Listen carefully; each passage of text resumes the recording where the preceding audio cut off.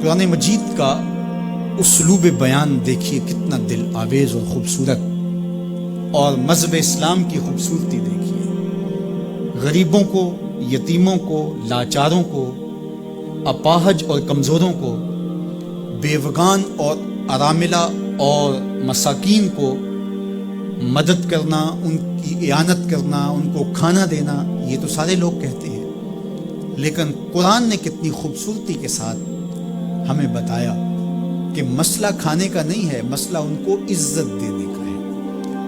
اگر تم ان کو کھانا دیتے ہو اور تذلیل بھی کرتے ہو تو تم اللہ کی رضا کبھی نہیں پا سکتے۔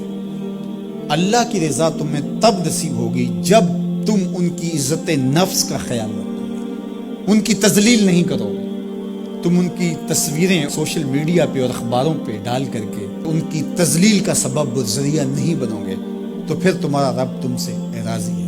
تو بات کھانا دینے کی نہیں ہے، قرآن کہتا ہے تم ان کی خدمت کرو، ان کو کھانا کھلاؤ، لیکن اس چیز کا تمہیں پہلے خیال ہونا چاہیے کہ تم ان کی عزت نفس کو مجروح نہ ہونے دینا۔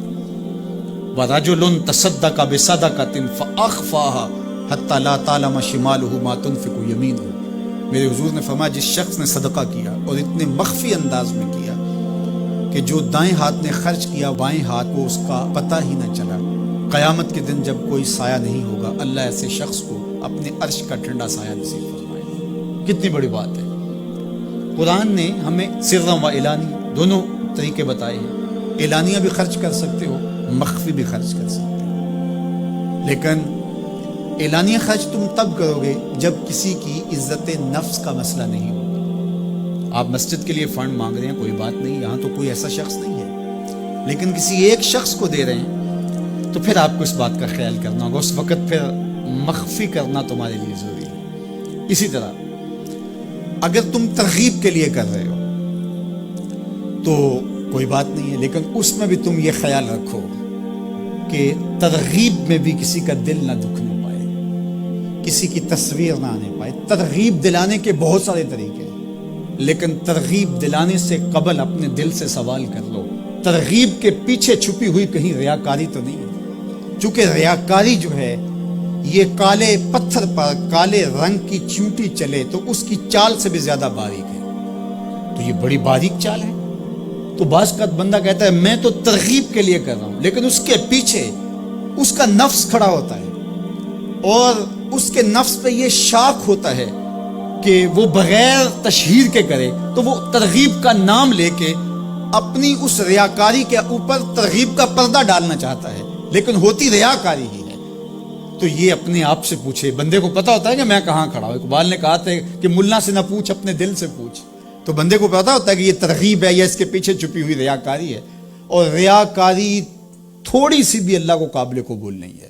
حضرت ابو امامہ الباہلی رضی اللہ تعالیٰ عنہ فرماتے ہیں کہ میں نے حضور سے پوچھا کہ ایک شخص جہاد کرتا ہے اور اپنی جان وار دیتا ہے اور اس کا مقصد اللہ کے دین کو سربلند کرنا ہے، لیکن اس کے ذہن میں یہ بھی ہے کہ چلو میری بہادری کے جھنڈے بھی لگ جائیں گے، تو کیا اس کو اس عمل کا صلہ ملے گا؟ تو میرے حضور نے ارشاد فرمایا فلا شیء لہ، اسے کوئی اجر نہیں ملے گا۔ اللہ صرف اسی عمل کو قبول کرتا جو محض اس کے لیے کیا جائے۔ تیرے عمل میں اخلاص ہو تو اس کا اجر کچھ ہو رہا ہے، حور و خیام سے گزر بادہ و جام سے گزر، جو محض اس کی رضا کے لیے عمل کیا جائے وہی عمل ہے۔ حضرت معاذ بن جبل رضی اللہ تعالیٰ عنہ حضور کے روضہ انور کے پاس بیٹھ کے رو رہے تھے، حضرت عمر گزرے تو رک گئے، کہا معاذ رو رہے ہو؟ کہا کہ صاحب مزار کا ایک فرمان یاد آیا جس نے مجھے رلا دی۔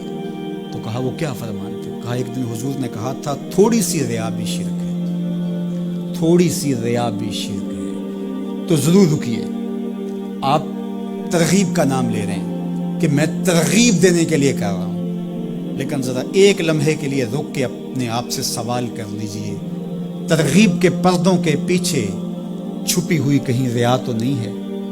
اگر ریا کہیں چھپی ہے تو عمل ضائع ہو گیا، عمل برباد ہو گیا۔ کیتی کتری پئی کھو محمد تے سکہ بنیا زردہ، سب کچھ برباد ہو گیا۔ اس لیے محض اس کی رضا کے لیے ترغیب بھی اگر آپ کی نیت ہے تو اس سے قبل اچھی طرح اپنے آپ کو جانچ لیں کہ ہم کھڑے کہاں ہیں۔ اللہ اکبر۔ تو کہا